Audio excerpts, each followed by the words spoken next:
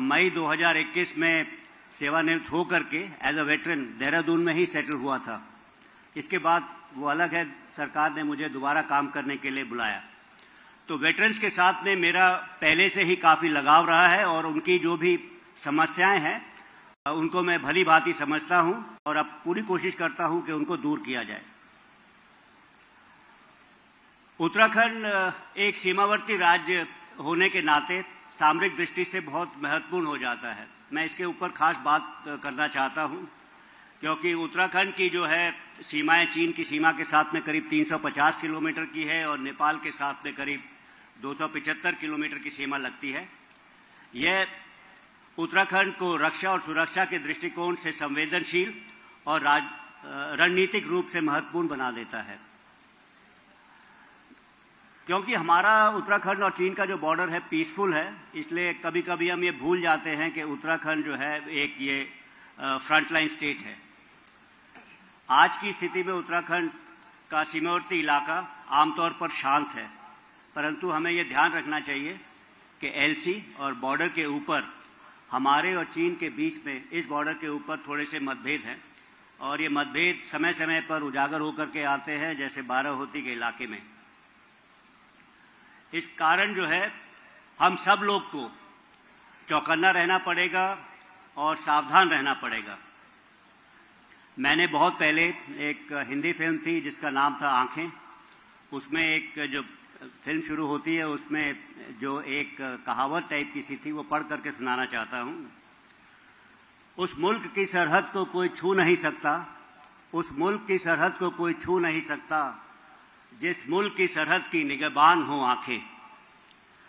हर तरफ के जज्बे की ऐलान हैं आंखें, शबनम कभी शोला कभी तूफान है ये आंखें। ये आंखें क्या हैं?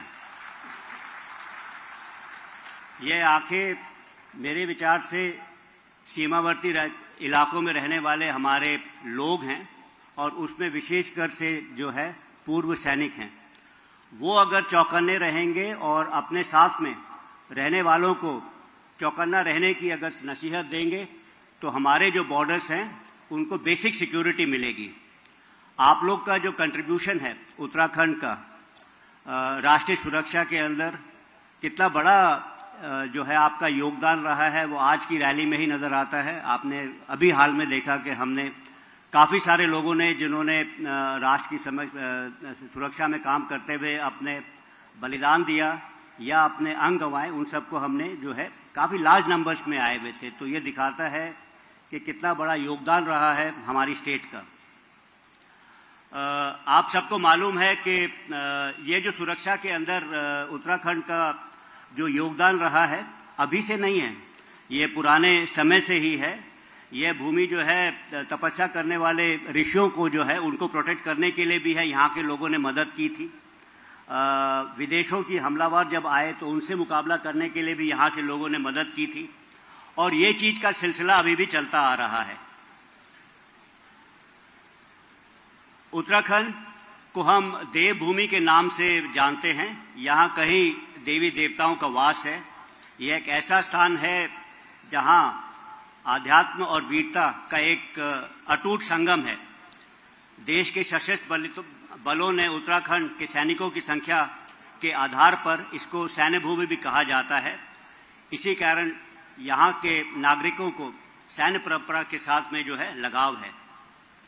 उत्तराखंड हमें सबको पता है कि 4 धामों के नाम से प्रसिद्ध है।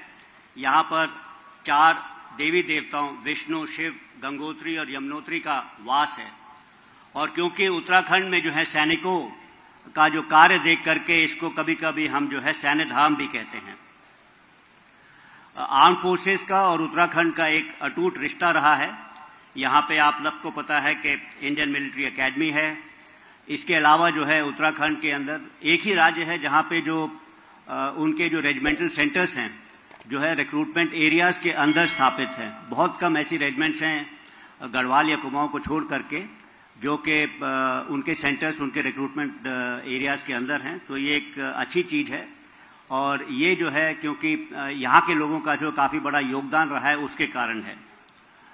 अभी जो है आर्मी कमांडर साहब ने आपको काफी सारे जो एक्स सर्विसमैन के भले के लिए जो भी इनिशिएटिव लिए गए हैं उनके बारे में बताया। कुछ और छोटी मोटी चीजें हैं जो मैं और बताना चाहता हूं। सबसे पहला जो है सीमावर्ती स्टेट्स जो हैं जैसे सिक्किम और अरुणाचल प्रदेश, लद्दाख का इलाका जो है वो कोऑपरेटिव सोसाइटीज जो वहां पे ऑपरेट करती हैं उनसे जो है सेना जो है अपने खाद्य पदार्थों का पूर्ति करती है। वैसा ही कार्यक्रम हम उत्तराखंड में शुरू करने जा रहे हैं और अभी के लिहाज से जो डेयरी प्रोडक्ट्स हैं और एनिमल हस्बेंड्री प्रोडक्ट्स हैं हम जो है उत्तराखंड की कोऑपरेटिव सोसाइटी से ले रहे हैं और आने वाले समय में हमारे जो फ्रेश राशंस भी हैं हम नेगोशिएटेड कॉन्ट्रैक्ट से उत्तराखंड की जो है कोऑपरेटिव सोसाइटी से लेंगे। इससे यहाँ के लोगों का फायदा होगा। इसके अलावा हम लोग पलायन की बात करते हैं उत्तराखंड में और मैं पहली रिटायरमेंट के बाद में एक बार हर्सिल गया था तो वहाँ पे नीलांग और जडांग के लोग भी रहने वाले हैं। उन्होंने मुझसे रिक्वेस्ट की थी कि हम लोग को जो उनका पैतृक गांव है जहाँ पे उनके देवी देवताओं का वास है उनको वापस विस्थापित लोग थे वो लोग 72 की लड़ाई के बाद 62 की लड़ाई के बाद में और उनको वो उनका ये आग्रह था कि उनको वापस वहाँ पे उनके गाँवों में ले जाया जाए। तो काफ़ी कोशिशों के बाद में मेरे ख्याल से उसके ऊपर भी हमें सफलता मिली है और एक ये अच्छा इनिशिएटिव रहा है सेना का। इसके अलावा वेटरन वेलफेयर के लिए हमारे पास एक एक्स सर्विसमैन वेलफेयर डिपार्टमेंट है और इसके अनुसार काफ़ी सारी सुविधाएं और मॉडर्न फैसिलिटीज़ आप लोग को दी जा रही हैं। इसके अंतर्गत ECHS है। ECHS के अंदर मैं आप लोग को बताना चाहता हूं कि पौड़ी, रायवाला और विकासनगर में 3 नए ECHS पॉलीक्लिनिक का अनुमोदन या स्वीकृति दे दी गई है और क्लेमेंट टाउन और चंपावत के पॉलीक्लिनिक्स को अपग्रेडेशन करने का केस भी मंत्रालय में विचाराधीन है। होपफुली ये दोनों चीजें भी आ जाएंगी। इसके अलावा एक्स सर्विसमैन वेलफेयर स्कीम में ECHS के अंदर 70 वर्ष से अधिक आयु के वेटरन्स के लिए दवाओं का होम डिलीवरी की स्वीकृति भी दी गई है। तो उन्हें जो है पॉलीक्लिनिक्स में या हॉस्पिटल्स में नहीं आना पड़ेगा, directly home delivery of medicine होगा। इसके अलावा चिपला घाट, रानी पोखरी, रायगढ़ में CSD एक्सटेंशन काउंटर खोलने की भी मंजूरी दी गई है। ये भी एक तरह की रिक्वेस्ट मेरे पास आती रहती थी पॉलीक्लिनिक्स के बारे में और CSD एक्सटेंशन काउंटर्स, तो ये दोनों के ऊपर थोड़ी बहुत प्रोग्रेस हुई है। एक और इनिशिएटिव जो इंडियन आर्मी ने लिया है वो मैं बताना चाहता हूँ। ज़्यादातर यहाँ पे लोग सेना से हैं और हम सबको पता है कि काउंटर इंसर्जेंसी के इलाकों में हमने सद्भावना चलाते हैं JNK के अंदर और नॉर्थ ईस्टर्न स्टेट्स के अंदर। अभी ये ऑपरेशन सद्भावना जो है इसकी मुहिम हम अपने नदर्न बॉर्डर्स में चला रहे हैं जिसमें उत्तराखंड और हिमाचल प्रदेश शामिल है और पिछले कुछ 2 वर्ष हो चुके हैं। तो काफ़ी सारी स्कीम्स जो है बॉर्डर एरियाज में हम लोग ने इम्प्लीमेंट की है। तो इससे जो है बॉर्डर एरियाज को हम जो है गवर्नमेंट का वाइब्रेंट विलेज प्रोग्राम है उसके साथ में जोड़ेंगे। आज की जो ये रैली है इसका सफल आयोजन के लिए मैं उत्तराखंड सबेरिया उनका धन्यवाद देना चाहता हूं और जो ये स्कूटर्स वितरण के लिए जो काम किया है इसके लिए मैं गढ़वाल राइफल सेंटर का भी जो है बहुत बहुत धन्यवाद देना चाहता हूं। इसके लिए मैं गढ़वाल राइफल सेंटर का भी जो है बहुत बहुत धन्यवाद देना चाहता हूं। वेटरन वेलफेयर के बारे में मैंने बताया, आर्मी कमांडर साहब ने भी बताया, बट मेरा मानना है कि जब हम सेवानिवृत्त हो जाते हैं तब भी जो है हम अपनी वर्दी छोड़ दें लेकिन हमारी जिम्मेवारियां हमारे साथ में रहती हैं।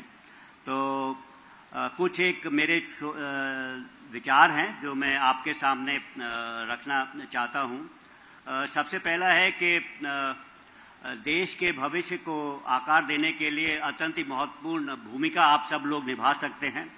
सोशल मीडिया में जब भी आपने अपने विचार या टिप्पणी रखते हैं तो ऐसी कोई नेगेटिव टिप्पणी ना रखें जिससे कि फौज का, आर्म फोर्सेस का जो है नाम बदनाम हो। इसके अलावा जो है हम लोग का क्योंकि हमारे देश में मुझे ऐसा लगता है कि सामरिक विचार या स्ट्रैटेजिक थिंकिंग का थोड़ा सा अभाव है। तो इसमें जो है इस विचार को और ज़्यादा फैलाने के लिए वेटरन्स जो हैं किसी तरह से कोई तरह के थिंक टैंक या आपस में गोष्ठियाँ अगर करें तो ये देश को इसमें जो है फ़ायदा होगा। इसके अलावा काफ़ी सारे कैंपेन्स हैं गवर्नमेंट के, उसके साथ में अगर आप जुड़ सकते हैं जिससे कि आपके सोसाइटी को फ़ायदा होगा, जैसे से नो टू ड्रग्स, हर घर तिरंगा, बेटी बचाओ बेटी पढ़ाओ, मेरी माटी मेरा देश।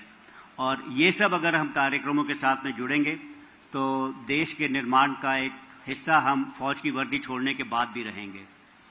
आखिर में मैं एक और घोषणा करना चाहता हूं जो कि मुझे सबीरा कमांडर ने अभी आने के पहले बताया कि देहरादून में अंदर कैंटीन के सामने हम लोग एक इंटीग्रेटेड वेटरन वेलनेस और सेवा केंद्र खोलने जा रहे हैं, जिसके अंदर जो भी सुविधाएं वेटरन्स की हैं, कैंटीन की है, ECHS की है या आपके पेंशन संबंधी चीजें हैं, एक ही स्थान पे आपको मिल पाएंगी।